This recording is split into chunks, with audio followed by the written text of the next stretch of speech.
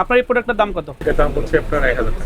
1000 টাকা। এখন আমি কিভাবে বুঝবো যে এই প্রোডাক্টটা আপনি আমার কাছে 1000 টাকা চাইলেন, আরেকজনের কাছে 2000 টাকা চাবেন না? বলেন, এই প্রতারণাগুলো তো আপনি করতে পারেন না, তাই না? এটা তো প্রতারণা, স্পষ্ট রকম প্রতারণা। জি, ভালো আছেন? আপনি একটু প্রোডাক্টগুলো দেখেন, আমাদের সহযোগিতা করেন, যে কোনো একটা দেখেন, আমরা সহযোগিতা জাস্ট দেখে যাবো। ওই দেখে যে ডাব বা পন্ডস কোনো কিছু একটু দেখেন, আপনি দু একটা করে র্যান্ডমলি দেখেন দেখেন। জি জি, এটা কি বাহিরের? একটু যে ডাব শ্যাম্পু বা বডি লোশন নাকি ওটা উপরে মিল্ক? হ্যাঁ হ্যাঁ, একটু নামান। তারপরে একটু হেড অ্যান্ড শোল্ডার আর প্যান্টিনটা, এটা তো বাংলাদেশে অনেক প্রচলিত জিনিস। ওই যে উপরে একটু নিয়ে একটু ওঠেন, হেড অ্যান্ড শোল্ডার আর প্যান্টিন ওখান থেকেই নামান। পাশেরটা দেন, প্যান্টিন দেন। এটা কি? এটা হলো ফেস ওয়াশ। ফেস ওয়াশ আর কি কোনটা আছে যে সিম্পল? আচ্ছা, যে ট্রি ট্রি দেন তো, টি ট্রি নামে একটা ফেস ওয়াশ আছে, দেখেন ওই যে সবুজ কালার, টি ট্রি। টি ট্রিটা একটু দেন, টি ট্রিটা একটু দেন। এই মোবাইলটা একটু না, আপনাদের এই শপের নাম কি? এটা হচ্ছে আমাদের এক্সপোজ। এক্সপোজ। এই কি আপনারা তো কসমেটিক্স বেস না দোকান? এগুলো আনেন কই থেকে আপনারা? এটা আমাদের বিভিন্ন একটু কিছু না মনে করলে এখন দিন একটু, হ্যাঁ বলেন। আমাদের মানে কিছু লোক আছে, এটা দিয়ে যায় আমাদের আচ্ছা আচ্ছা, লাগেজ প্রোডাক্ট। লাগেজ প্রোডাক্ট না?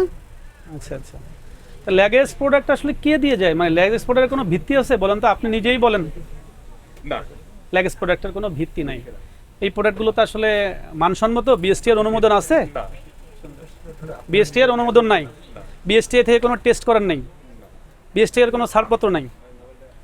এটার কি মান আছে? মানে আপনি নিশ্চিত যে এটা হেড অ্যান্ড শোল্ডারেরই পণ্য? না, যেহেতু বিএসটি আর নাই সেক্ষেত্রে আমি এটা বলতে পারবো না। ধন্যবাদ। সেটাই যে এই পণ্যটা আপনাকে ডাবের অরিজিনাল পণ্য কিনা এটা প্রমাণ করার আপনার কোনো সুযোগ নেই। না। আমি বললাম যে এই পণ্যটা ডাবের না, নিম্নমানের, আপনিও বলতে পারবেন না যে এই পণ্যটা ভালো। আপনি যে এই যে এত সুন্দর করে চাকচিক্য করে সাজিয়ে রাখছেন, তো আপনার বক্তব্যটাই শুনি আমরা যে আসলে মানে বিষয়টা হচ্ছে যে আমার এখানে যে আমরা যারা এই প্রোডাক্টটা আসলে সবাই ইম্পোর্ট করে না। জি জি, যেমন আমার এখানে যদি 100টা প্রোডাক্ট থাকে, সেই ক্ষেত্রে হচ্ছে 95% ইম্পোর্টে আসে, জি। যেটা আমদানিকারকের স্টিকার দেখা যায়, আর বাকি 95টাই হচ্ছে আপনার লাগেজে আসে, যার জন্য এগুলোতে ওই বিএসটি এর স্টিকার গুলো নাই। 95% আসে লাগেছে, তাই বললেন? লাগেজে আসে, কিন্তু এটা ঠিক না। আচ্ছা, এই হেড এন্ড শোল্ডারটাই আসতেছে না, কিন্তু কাস্টমার চাহিদা আছে, কিন্তু এটা কেউ ইম্পোর্ট করে না। সেই ক্ষেত্রে দেখা গেছে যে আমি বিজনেস করি, কাস্টমার চাহিদা অনুযায়ী আমার এই প্রোডাক্টটা রাখতে আমার কথা হচ্ছে হচ্ছে। কি, কাস্টমার চাহিদা যদি এই প্রোডাক্টটা থেকে থাকে, হ্যাঁ, তাহলে কি করতো?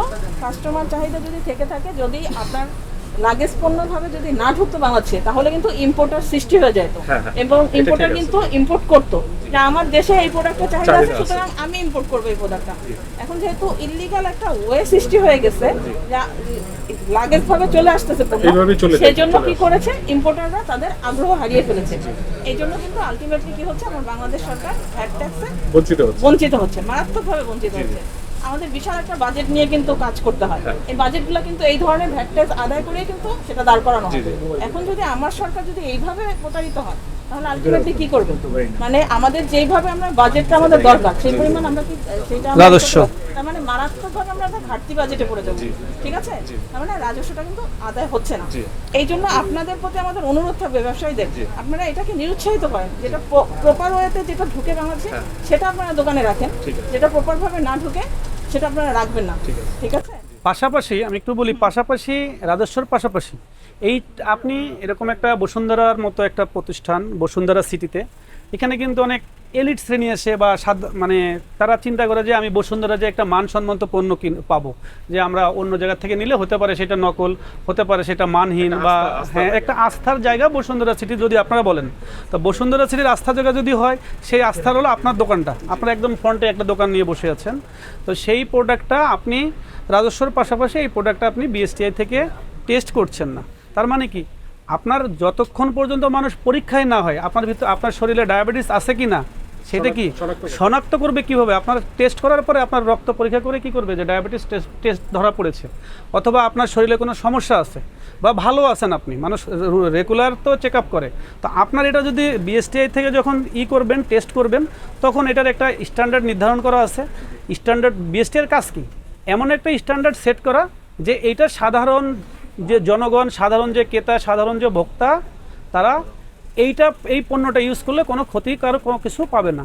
কিন্তু আপনার কোনো প্রোডাক্টই বিএসটিআই থেকে টেস্ট করে না, তার অর্থ কি আপনার পণ্যের কোনো মান না, আমার নাই। এইখানে বলতে কিছু কিছু প্রোডাক্টে আছে, কিছু হ্যাঁ, যেমন এটা আছে, হ্যাঁ, আমদানিকারকের বিএসটিআই স্টিকার আছে, এই যে এটা আছে, হ্যাঁ, তারপরে যে এইগুলো আছে, দেখছি এটা কি লিপস্টিক? হ্যাঁ, তারপরে যে এইটা এখানে নাই তা না, আছে।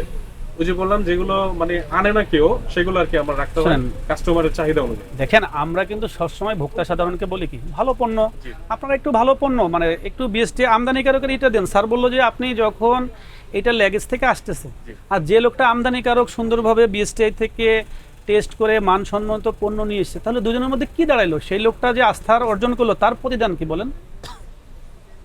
আপনি তো আসলেই বলছেন এই প্রোডাক্টটা, অথবা আপনি বলেন এই প্রোডাক্টটার, আপনার একটা জিনিস বলি যে এটার কোথায় আছে আপনার বলেন, আপনার প্যাকেজ কমোডিটিতেই বলেন এটার ভিতর কত দাম, এটার দামটা কে নির্ধারণ করছে?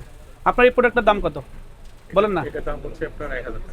1000 টাকা। এখন আমি কিভাবে বুঝবো যে এই প্রোডাক্টটা আপনি আমার কাছে 1000 টাকা চাইলেন, আরেকজনের কাছে 2000 টাকা চাবেন না বলেন? এই প্রোডাক্টটা 2000 টাকা আরেকজনের কাছে চাইতে পারেন, কারণ আপনার এখানে ম্যাক্সিমাম রিটেল প্রাইস বা সর্বোচ্চ খুচরা মূল্য কোথাও লেখা নাই। এই প্রতারণাগুলো তো আপনি করতে পারেন না, তাই না? এটা তো প্রতারণা, স্পষ্ট রকম প্রতারণা, যে আপনি কাস্টমারকে ম্যাক্সিমাম রিটেল প্রাইস, একজন সাধারণ কাস্টমারের অধিকার আছে যে এই প্রোডাক্টটার দাম কত এটা দেখেই কেনা, আমদানি করার স্টিকার কেনা, ঠিক আছে? একটু জি, আমরা এরকম চেষ্টা মানে এখন থেকে এটাই করব, যাতে আর আমদানি কতদিনের মধ্যে করবেন বলেন? হ্যাঁ, একটা ইনশাআল্লাহ। সময়- আপনারা একটা সময় বেঁধে দিই আমরা আপনাদের, আর্লি করব।